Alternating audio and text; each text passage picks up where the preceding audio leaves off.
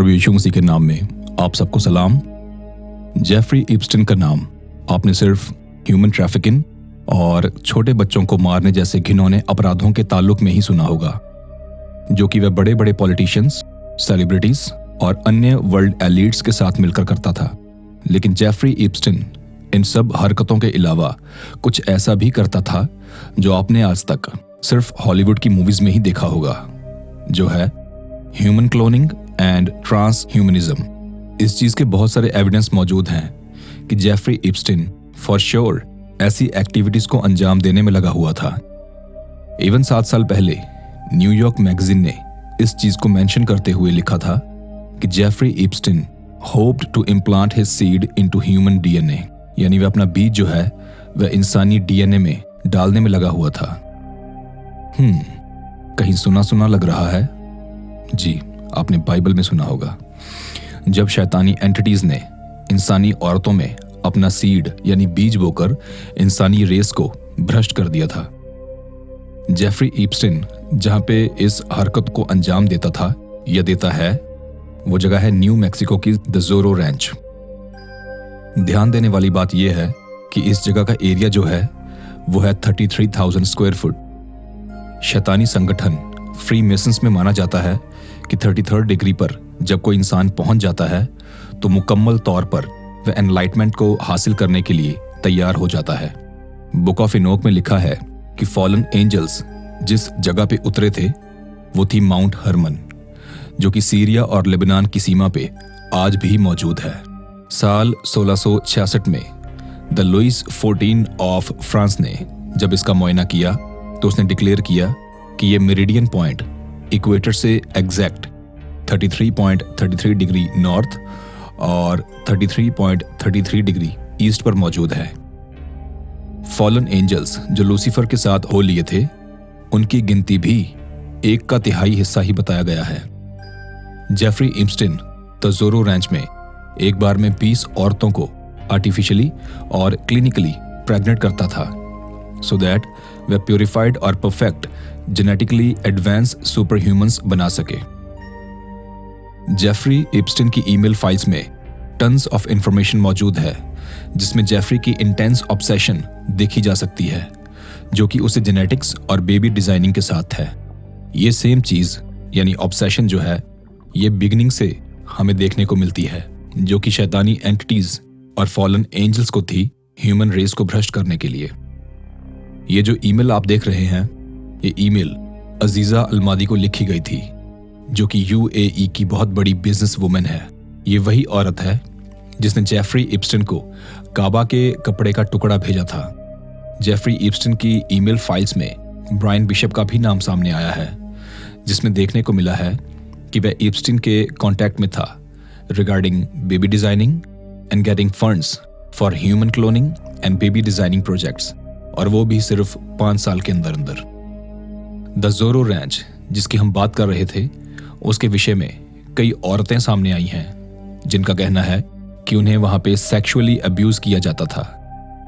एक और बात गौर करने वाली ये है कि द जोरो रैंच नाम की जो जगह है ये घिरी हुई है ऐसी संस्थाओं से जो कि जेनेटिक्स पे ऑलरेडी काम करती हैं, जैसे द डिल्सी जो इप्स्टन की जगह से 170 किलोमीटर दूर है। ये जगह मशहूर है skin walkers and shape shifters के लिए, जिन्हें हिंदी में छलावा भी कहा जाता है। इस जगह पे रहने वाले स्किन वॉकर्स को होपी ट्राइब ने डिस्क्राइब करा था एज नॉन ह्यूमन स्पीशीज, जो कि धरती के नीचे रहते हैं। इसके अलावा साइंसटोलॉजी का हैवीली गार्डेड ट्रेंटिना बेस भी यहाँ पे मौजूद है। जेफरी इप्स्टन की एक ऐसी ईमेल भी मिली है जिसमें यह मेंशन करा गया है कि जो Biden is actually a clone, जो कि एक मास्क्ड एक्टर है। जो बाइडन के मास्क की माल फंक्शनिंग को भी हजारों बार नोटिस करा गया है, और वह भी ऑन कैमरा।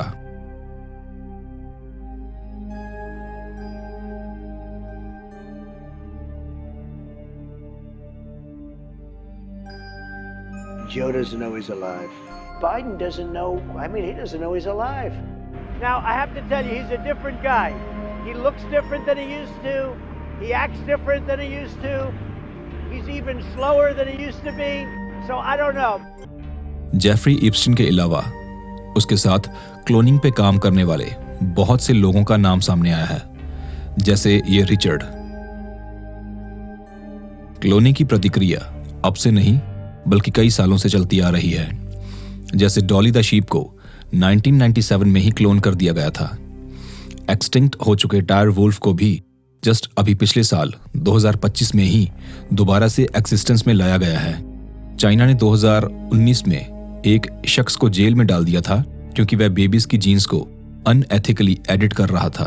अब देखिए, ये जेनेटिक्स खराब करने की कोशिश स्टार्टिंग से लेके अब तक चलती आ रही है। एक Australian born mathematics and biology professor जो कि हार्वर्ड यूनिवर्सिटी में है, उसकी ईमेल भी जेफरी एप्स्टीन के साथ सामने आई है, जिसमें वह निएंडरथाल नाम की एक एक्सटिंक्ट हो चुकी यानी विलुप्त हो चुकी इंसानी जाति की बोन्स के थ्रू जेनेटिकली ऑल्ट्रेशन करते हुए न्यू ह्यूमन क्रिएट करने की बात कर रहा है।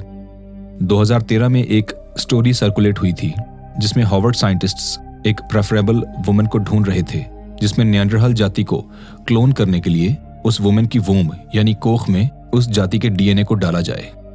उस टाइम पे ये न्यूज चलाई गई थी कि ये सिर्फ एक अफवाह है, लेकिन अब जब जेफरी एप्स्टीन की ईमेल्स सामने आई हैं तो 13 साल पुरानी उस बात का भी खुलासा हो गया है कि वह कोई अफवाह नहीं बल्कि बिल्कुल सच था। जिम कैरी का नाम आपने सुना होगा, अगर नहीं तो आपने मास्क मूवी जरूर देखी होगी। उसमें जिस शख्स ने एक्ट करा है वह जिम कैरी ही है। वह जोरों शोरों से इल्यूमिनेटी और अन्य शैतानी सीक्रेट संस्थाओं को एक्सपोज करने में लगा हुआ था। एंड गेस व्हाट, उसको भी इन लोगों ने गायब कर दिया और उसकी जगह पे एक नया ही कोई जिम कैरी पेश कर दिया गया है। लोग पूछ रहे हैं, सवाल कर रहे हैं कि यह सच में वही जिम कैरी है या नहीं, क्योंकि जैसा कि आप देख सकते हैं इसकी आंखें पहले से अलग दिखती हैं, चीक्स पहले से अलग दिखती हैं और इवन की आवाज में भी लोगों को कुछ डिफरेंस महसूस हो रहा है। एक रिपोर्टर ने जब सीधे तौर पर पूछा कि are you the Jim Carrey, the real Jim Carrey, तो उसने इस पे कोई जवाब नहीं दिया और इस जवाब को इग्नोर कर दिया। Jim Carrey is real original Jim Carrey? Can you answer this, please, Mr. Jim Carrey? Every fake news is saying you are not Jim Carrey. That's true or not? Please give answer. After Epstein files, you actually say something. That's true or not? Are you true? You same man? Please answer, please. बहुत बड़ा खेल इस वक्त दुनिया में चल रहा है। ये शैतान के बच्चे आगे चलकर इससे भी कुछ बहुत बड़ा करने की तैयारी में है। ऑलराइट, तो आज की वीडियो में सिर्फ इतना ही।